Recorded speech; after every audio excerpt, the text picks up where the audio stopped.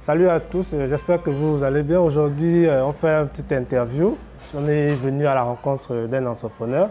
Comme sur la chaîne, je vous dis souvent que je vous emmènerai de temps en temps à la rencontre d'entrepreneurs gabonais pour vous présenter leurs activités, leur parcours qui peut vous inspirer. Donc aujourd'hui, on va faire la rencontre de l'artiste entrepreneur Koray King. Donc Koray King, bonjour. Bonjour, bien.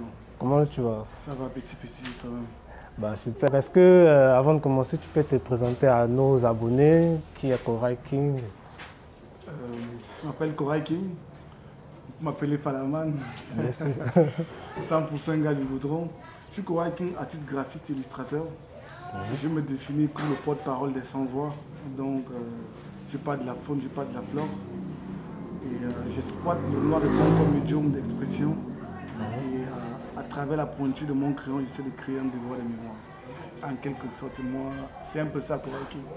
Effectivement, parce que le type de tes dessins est assez particulier par rapport à ce qu'on a souvent l'habitude de voir chez les artistes. Tu as un style à toi, une empreinte particulière qui fait que lorsqu'on tombe sur l'un de tes dessins, tout de suite, on reconnaît le pinceau, le crayon ou le stylo de Koray King. Mais d'où te vient, depuis quand tu dessines, ça fait combien de temps? Qu'est-ce qui t'a emmené à être graphiste? La vie est une mosaïque où chacun a sa couleur, chacun a son nom, chacun a son histoire et chacun a sa particularité, ce qu'on appelle la vie. Et moi, je n'ai pas choisi ce courant d'art ou bien cette façon de faire par le souci de vouloir m'exprimer en tant qu'artiste. Déjà, c'est les gens qui m'appellent artiste, je suis juste un passionné de dessin. Et puis plus j'évolue, plus j'ai des gens qui me font de la place dans leur cœur, dans leur vie, m'appellent artiste.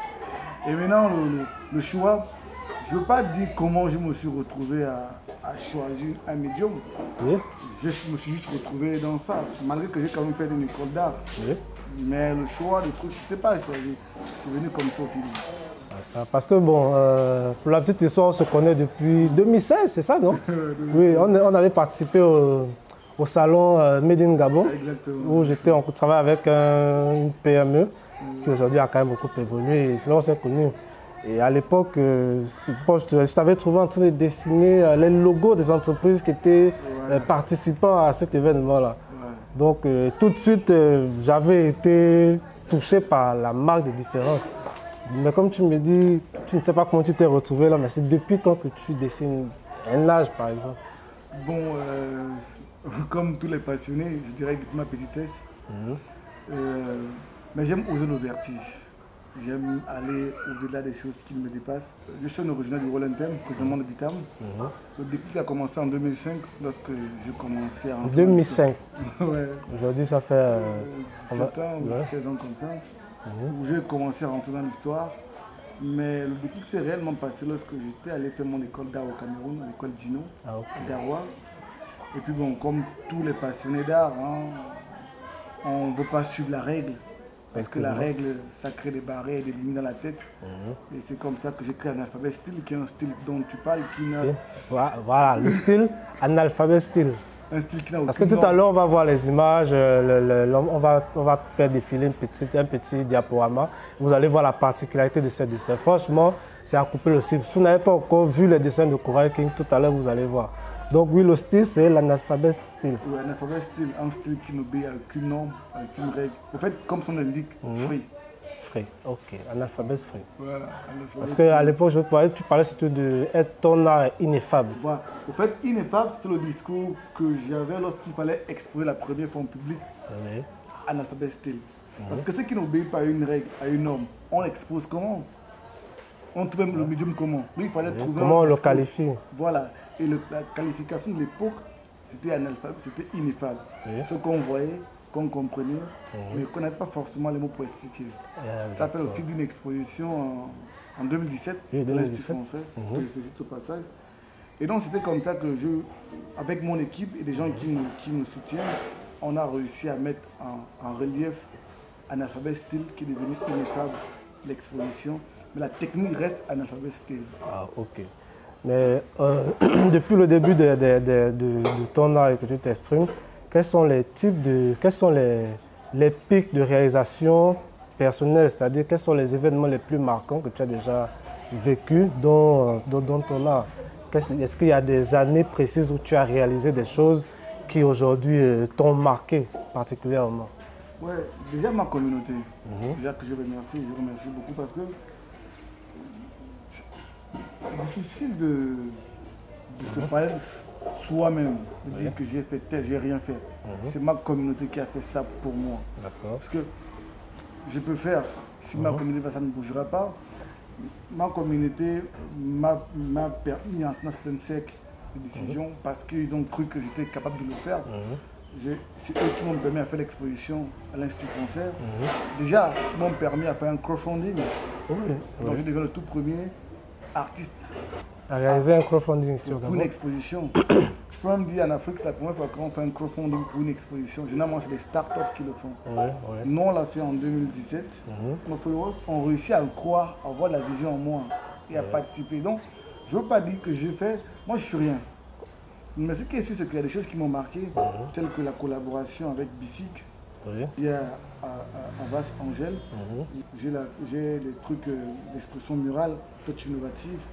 J'ai des trucs avec Iban FM, qui est l'un des premières personnes qui a cru en moi en 2016, 2015. La première fois que je fais des tableaux à grande échelle, c'est Iban FM. Et j'ai la collaboration avec l'AFD, d'autres boîtes. Donc j'ai eu à chaque niveau la difficulté des gens, des partenaires qui ont compris, qui m'ont accepté et qui ont permis à ce que chaque étape j'y arrive. Même si on bosse plus qu'en Chine. Oui. C'est ton expression, même si on bosse plus qu'en Chine. On bosse plus qu'en Chine et les gens suivent. C'est ça que je te suis tout le temps. Il y a, au moins dans l'année, il y a un mois précis où il est très actif. C'est quand il fait le mois des masques. Je pense que c'est en avril. Oui, avril, mars, avril. Mars, avril. C'est quoi le concept du mois des masques? En fait, c'est un ras-le-bol. Hein. C'est un ras-le-bol. C'est un ras-le-bol. C'est que lorsqu'on observe le monde, on se rend compte que dans le carrefour du partage, chaque pays, chaque continent avec son histoire et sa particularité. On s'est rendu compte qu'il y a plus de journées dédiées à des choses qui ne nous appartiennent pas. Avec mon équipe, toujours mon équipe, et les gars aussi qui me suivent, et mes followers, ma communauté qui me fait de bons retours. On a pu monter une exposition avec un de mes amis qu'on appelle Akira Junior, qui est au Cameroun. J'avais commencé seul, mais après on s'est retrouvé à faire quelque chose qui s'appelle le mois des masques. Le mois des masques, c'est un jeu de mots avec le mois de mars. Oui, ok, d'accord. Il y a un mois qui s'appelle mois de mars, mais bon, les gens l'appelaient mois de mars. Non, moi c'est le mois des masques, pas mois de mars. Et le mois des masques, en question, c'est un mois où on célèbre nos égrégores. S'il y a la fête du 17 août, s'il y a la fête de... On va dire ça comment? On a la fête du Nouvel An, on a la Saint-Valentin, on a la journée de la femme, on a la journée nationale et internationale de la femme, on a la journée du travail. Le droit de l'homme, tout ça. Voilà, mais pourquoi pas avoir une journée dédiée à nos égrégores? On est tellement grand qu'une journée nous appartient pas. Tout le monde ne comprend pas ce que c'est un égrégore. Si tu peux rapidement dire... L'égrégore, en simple, hein, c'est carrément notre divinité ou ce qui sert de totem dans notre tradition. Donc ce qu'il y avait avant et ce qui nous rattache avec nos coutumes, nos cultures. Exactement. Donc, donc on ne peut pas faire un mois, une semaine. Vous avez Black History Art, Black History Monde, le mois des Noirs. Tout un mois, c'est Black History Art qui est... Comme actuellement on est dans plein Black Friday. Exactement. Donc ça, il y a aujourd'hui exactement 4 à 5 ans que l'exposition vit. Et cette exposition permet à ce que la génération, les afro-descendants, les déracinés, ceux qui ont la mémoire endormie, se rappellent que nous avons quelque chose que l'histoire veut arracher, ou que l'urbanisation, que la mondialisation veut nous ôter. Et vu que l'exposition universelle, l'exposition virtuelle, ne parle pas de moi, parle des artistes qui veulent s'exprimer, mais qui n'a pas de plateforme physique. Mais vu qu'on a l'air de la numérisation, où le digital organise tout, même le pêcheur au village n'est plus le pêcheur. Pourquoi pas prendre cette histoire, ce symbole, mettre à l'écran pour qu'elle reste intemporelle, à tout on peut la consulter. Et que des personnes puissent, dans une année, dans une période de l'année, se retrouver et se reconnecter avec leurs égrégores, leurs outils qui représentent leur culture. En fait, le masque, ce n'est que l'effigie de la tradition. Ouais. Mais vous avez le balai, qui n'est pas un masque, c'est un accessoire dans l'effigie, c'est comme la tête. C'est l'élément essentiel. C'est l'élément essentiel du corps. Mais vous avez les pieds, vous avez le nez. C'est exactement ça. Le masque, c'est l'effigie. Mais en profondeur, on a les outils traditionnels, on a les instruments de musique. Et donc, on a les ustensiles de cuisine comme les calebasses, les paniers. Donc on fait un zoom dans l'accessoire traditionnel, mais en ayant le masque comme effigie. Et puis, on parle du Gabon pour le monde. C'est un mois et chaque jour on publie. Cette année, le slogan était sur le monde, mois de masque, l'héritage d'un passé enfoui. Mois de masque, l'héritage d'un passé enfoui. Donc, c'était un peu ça le truc. Et on a réussi à l'organiser, à le structurer dans l'espace. Et pour que dans le temps, elle ne disparaisse pas. Parce que c'est hier qui a fait aujourd'hui. Bien sûr. Et qu'aujourd'hui va faire demain. Voilà pourquoi on fait ce travail qui est en même temps un devoir de mémoire. Un devoir de mémoire, oui. Non, pour ton style d'art, est-ce que dans ton secteur, dans ton domaine, comment ça se passe à concurrence? Est-ce que vous avez des concurrents directs ou indirects? Est-ce que ce sont des concurrents, comment on va dire, annexes? Comment ça se passe dans ce secteur-là? Parce que notre chaîne, nous, on parle de business, on parle des affaires. Bien entendu, il y a le message qu'on véhicule, mais au niveau de la rentabilisation, moi, j'ai vraiment envie de connaître, ça se passe comme au niveau de la concurrence. Oui. Non, mais c'est bien, il faut qu'on touche cette partie du business. Oui. S'il n'y a pas de la rivalité, c'est qu'on ne fait rien d'intéressant. Ouais. C'est comme j'ai pour habitude de dire, si on ne te dit pas que tu es dans des trucs bizarres, dans les pratiques, retourne travailler, c'est que tu n'as rien fait. Tu n'as pas encore atteint un niveau qui effraie et qui attire l'attention. Il faut qu'on dise que non, tu as des trucs, tu es flou, tu es louche, c'est que tu as commencé à travailler. Ouais. Mais tant que cette partie n'est pas encore atteinte, retourne travailler. La concurrence, c'est un baromètre. Oui. Ça justifie la qualité de ton produit. Est-ce que c'est bon? Est-ce qu'on peut te suivre? Bien sûr.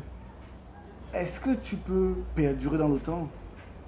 Est-ce que tu peux tenir la pression avec les autres qui ressortent avec de nouveaux styles? Est-ce que tu résous un problème? Il y a beaucoup d'éléments qui rentrent en compte. Et moi, je n'ai pas de la concurrence parce que c'est un courant que j'ai créé. J'ai beaucoup de plagiat. Ah bon? Ouais, beaucoup de gens me plagient. Les gens arrivent à reproduire plus ton style en bien? Pas pour le style, c'est-à-dire, puisque je suis en mode open source. Donc les images ne sont pas vraiment protégées ou en fait, c'est protégé, mais j'aime plutôt faire passer le message. Comme je dis, je ne veux pas faire un discours de poids dans mes yeux. C'est un devoir de mémoire. Et pour que ce devoir passe, il faut que ce soit au grand public. Et pour ça, il faut en même temps accepter qu'on peut te voler à tout moment. Bien sûr. En même temps, on peut te blacklister, puisque ce n'est pas un fleuve tranquille, ce type d'exercice. Et donc, vous avez des gens qui vont sur Internet, qui plagient, qui viennent prendre les trucs passer par là, mais ne sachant pas que chaque dessin est numéroté et répertorié. Et du coup, comment ça se fait la protection? Si tu découvres qu'une personne t'a plagié et qu'elle s'est fait de l'argent avec tes œuvres, quelle est la démarche que tu peux prendre pour pouvoir intenter cette personne en justice, pour rester en justice et comment ça peut se passer? Comment tu peux prouver que c'est toi? Ça se passe comment? Un exemple. Est-ce que tu as déjà eu un cas comme ça? Plusieurs fois. Déjà, avant de rentrer dans ça, il faut que je reprends d'abord la notion de rentabilité. Parce qu'on parle du riz, on parle du gain. Bien sûr. Tout ce qui part du cœur est rentable. Tout ce qui part du cœur est rentable. Mais tout ce qui part d'abord du gain n'est pas rentable. Bien sûr. Tout ce qui sort de la passion d'abord, c'est rentable. Parce que la passion ramène tout de l'argent. Donc si la source de motivation c'est l'argent, on risque de ne pas gagner de l'argent parce que... C'est une fausse source, c'est un leurre. Lorsque j'ai commencé le noir et blanc, j'étais personne. Tu vois en quoi le noir et blanc? Je suis resté le noir et blanc pendant au moins 4 à 5 ans. Aujourd'hui, quand ils mettent de la couleur, non. C'est vrai. Le noir et blanc. Non, c'est vrai que maintenant que tu en parles, je fais l'observation. C'était vraiment que du noir et blanc. Que du noir. Mais aujourd'hui, quelques jettes de machin, quelques petites gouttes de couleur, machin. Oui, non. Il faut avoir une marge de progression quand on travaille. En fait, il faut avoir de la vision. Il faut évoluer. Ce que j'ai expliqué, lorsqu'on te plagie, ça veut dire que ton projet, c'est un bon projet. Et lorsqu'on m'a plagié, ça veut dire que la trajectoire que je tiens, c'est une bonne trajectoire. Et ça intéresse. Ça intéresse. Et la notion d'argent, de rentabilité rentre en jeu lorsqu'on s'exprime avec le cœur. Et moi, je me suis exprimé avec le cœur, ma communauté, mes followers, ceux qui me suivent, ma vraie communauté qui me suit, a réussi à mettre déjà un gain, réussi à mettre un budget, de bon, moi je fais ça comme ça, ou moi je pense que je peux faire mieux que ça. Et toutes ces critiques, quand ça revient, lorsque je propose, ils achètent. Les gens disent qu'on ne vit pas notre art. On ne vit pas comme on veut, mais je vis de ce que je fais. Les gens m'achètent, les gens me collectionnent. Mais à la hauteur de mon rêve, non. Je suis conscient que le travail et le devoir que je fais, c'est pas du lisse. C'est dentelé. Oui. Il faut accepter ça. C'est comme quelqu'un qui est en opposition et quelqu'un qui est un proposant. Un opposant et un proposant ne sont pas pareils. C'est pas pareil. Tu proposes, l'autre s'oppose, il propose quoi? Et c'est celui qui propose qui fait évoluer un secteur, une activité. C'est ça. Donc, je propose en style. Oui. On me juge sur le terrain, on me fait des critiques, je réajuste, je redépose. Alors tout à l'heure, tu as touché un point, tu disais que aujourd'hui, tu arrives quand même à vivre de ton art, pas forcément comme tu veux. Et par rapport à nos abonnés qui nous suivent, si eux, ils ont besoin de tes services, quel type d'œuvre, de prestations tu peux leur proposer? Quel type de support tu peux leur proposer pour voilà, satisfaire leurs besoins? Quel type de besoins tu couvres avec tes œuvres? Qu'est-ce que tu réalises aujourd'hui comme support? C'est vrai que les gens ne connaissent cette partie de moi où je suis dessinateur, je suis designer en même temps. Designer. Ça, c'est nouveau ou tu faisais les deux? Je fais depuis. En fait, c'est comme je dis, il faut avoir une marche d'évolution. Et il faut que les gens, tu atteins un niveau où tu fais réfléchir les gens. Et tu atteins un niveau où on te plagie, ça veut dire que c'est intéressant. Moi, je suis designer. J'ai designé plusieurs choses dans ce pays. Et les prestations sont différentes.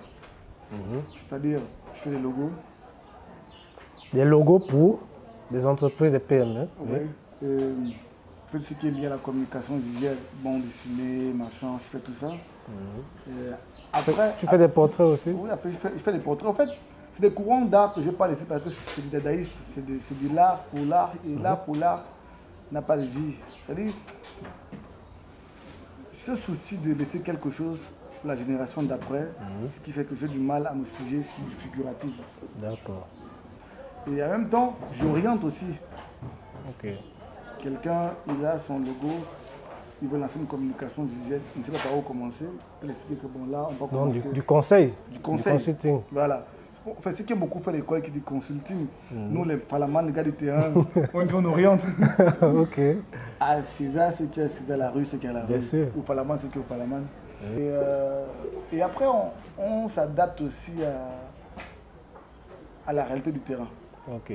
Mais donc, tu as aussi des clients qui peuvent venir avec des besoins bien spécifiques et que tu arrives à réaliser, à orienter selon l'inspiration que tu aimais. Parce que je vois souvent, tu dessines beaucoup des animaux de la forêt et que tu mixes avec, je pense, des objets de la vie moderne. Bon, je vois souvent ce mix que tu fais souvent. Est-ce que tu peux rapidement nous en dire plus? À la base, je suis un passionné de la caricature. Je n'aime pas le conformiste. Et lorsque tu sais lire à travers les images, tu vas caricaturer, c'est déformer. Pour connaître l'histoire. Et ce que je fais, j'ai réussi à récupérer le discours que je connais, que je kiffe, pour le transformer. Cette transformation, c'est pour dire qu'il faut le tout pour faire un monde. D'accord. Et aussi la notion du fond et la forme. La notion du microcosme dans le macrocosme. Donc, c'est ça. Et donc, à chaque étape, j'ai envie de voir comment placer le message du gros pour le petit pour le gros. Mais toutefois, sans avoir un schéma bien défini. C'est toujours au feeling. Parce qu'il faut reconnaître une chose, c'est que Corail King, c'est aussi un défenseur de la faune et de la flore. Parce que les images, j'étais tombé sur une image où tu avais dessiné une baleine, mais en même temps, je pense qu'il était enchaîné par des déchets déversés dans la mer, etc. Et je pense que le message était de protéger, ou du moins faire attention par rapport aux déchets qu'on est jetant dans tous les cours d'eau. Je crois que c'était ça le message. Donc, faut le reconnaître que tu défends. En fait, le problème avec ce discours, c'est parce que j'ai l'impression que c'est du fast-food. Comment ça? C'est-à-dire, il y a une vague d'entrepreneurs, une vague d'artistes qui se collent au combat parce qu'on communique beaucoup sur ça, parce qu'il y a le rire, il y a le gain sur ça. En fait, pour des raisons qui ne viennent pas de leur propre ressenti. Parce que lorsque tu as la trajectoire de ces artistes, ceux qui sont dans ce combat, s'il y a longtemps, surtout comme dans 1 an, 2 ans, en fait, ils sont orientés par une carte. Par un buzz autour d'un concept, d'une actualité, et chacun veut venir, par exemple, manger, prendre sa part de gâteau. C'est mon combat depuis que j'ai commencé à crayonner. Tout est vérifiable. On allait sur Internet avec Corée qui va aller voir mon tout premier dessin qui date de 2015, 2009 ou 2008. C'est un animal, c'est un éléphant. Donc c'est depuis des années. Je n'ai pas attendu la COP 23 ou COP machin pour parler de ça. Et à la base, pour connaître l'histoire, comment j'arrive là pour la protection de l'environnement, je ne me suis pas choisi ce combat. Non. On fait partie de ces rares jeunes qui ont quand même écouté les contes de la bouche de la grand-mère. Qui aujourd'hui, l'histoire a organisé ces contes qui n'est plus. À l'époque, quand j'étais plus petit habitant, la grand-mère nous racontait l'histoire, pas telle qu'on nous l'avons aujourd'hui, l'histoire autour du feu. Non, c'était pas ça. Quand vous allez au village, on vous enseigne les trucs en passant. Et j'avais toujours une histoire qu'il y avait toujours une symbiose entre les animaux et les hommes, machin. On me dit, ah non, l'homme a passé tout son temps à mimer, à observer les animaux, à se faire sa propre notion de la vie. Et cette symbiose a fait qu'avec le temps, l'histoire, je ne l'écoutais plus. En même temps, ceux qui connaissent cette histoire disparaissaient dans l'anonymat. Et comme ça, je me suis retrouvé à dessiner l'histoire comme on comptait. Et ça finit par faire une recette. Aujourd'hui, les gens disent que c'est la protection. À la base, c'est une histoire que je veux transcrire. Et que maintenant, l'évolution a choisi cette place. Bon, j'accepte ce que l'histoire fait de moi. Et puis, pour ceux qui savent, en ce moment, sans prétentieux, officiellement, je suis l'un des rares artistes qui mène le combat de l'environnement, la tradition. Il est de la tradition à travers son... À travers mon art. Ton art. Oui, c'est pas que j'ai fait une balle à côté, non. C'est que le combat, c'est ça, et c'est ça, et c'est vrai, je suis même de ça. Là, actuellement, j'ai vu tout récemment, tu proposes des calendriers. Des calendars. Des calendars. Oui. Donc, regardez un peu. Je vais un peu zoomer. Vous voyez un peu comment c'est. Ici, on a la province de la Nyanga. Ouais. Donc, qu'est-ce que c'est ces calendriers? En fait l'idée est venue comme ça. Un soir, j'étais en train de parler avec mon manager, Nicolas. Je me disais que je suis un peu fatigué de voir que les calendriers, à chaque fois qu'on les commercialise, ils ont une approche plus marketing. Il n'y a pas ce travail de culture générale. Et je me suis lancé ce défi il y a 3 ans aujourd'hui. Je me souviens parce que j'avais demandé il y a cela 2-3 ans. Il faut que tu... Non, on va commander. Parce qu'il y a 2 ans, c'était les signes astrologiques. Exact. Et cette année, ce sont les blasons de chaque province. Ouais. En fait, cette année, j'ai proposé des calendriers différents. C'est besoin de diluer et de revisiter. Parce que ceux qui ne savent pas revisiter les blasons, ça n'a rien de vandaliste. Bien sûr. Le blason, c'est un mouvement artistique qui a été récupéré par les entreprises, par les gouverneurs, pour s'identifier. C'est mal de s'identifier, le blason. Donc cette année-là, j'ai fait les blasons de chaque province, différents de ce qu'on a l'habitude de voir, pour voir quelles sont les subtilités qu'il y a derrière ces blasons, et pour que ça touche un peu plus les cœurs des gens. Oui. Parce que la vérité, c'est que beaucoup ne maîtrisent pas tous les blasons des provinces. Beaucoup ne maîtrisent pas. Je te dis, un truc déjà qui est plus artistique, qui est plus accessible, parce que en fait, ce qui est artistique parle facilement au cœur. Oui, ça touche. Et c'est ce travail-là qu'on essaie de faire, Vous avez des trucs qui partent avec... On a même des petits calendriers de poche. De poche comme ça. De poche. Si vous pouvez voir. Il va zoomer ça pour vous. Oui, on va zoomer, c'est comme ça. C'est comme un jeu de cartes, mais en fait, ce sont des calendriers de poche. Et ils ont tous des motifs différents à la fois. Et c'est portatif en même temps. Voilà. Et donc, ce souci, comme j'ai dit au préambule, c'est de voir des mémoires, c'est de vouloir activer ce fragment de notre vie à tout moment, qui fait que à chaque niveau, on se réinvente, on se réinvente, on se réinvente, on se réinvente. Et qui a, comme on parle de business, qui a 3800, à 4200 et à 700. D'accord, ok. Les provinces comme ça, on est d'abord au Gabon. Oui. On a toutes les provinces qui sont là, qui a 4200. On peut aussi les personnaliser. De cette taille, qui a 3800, qui n'appartient pas. Un peu plus.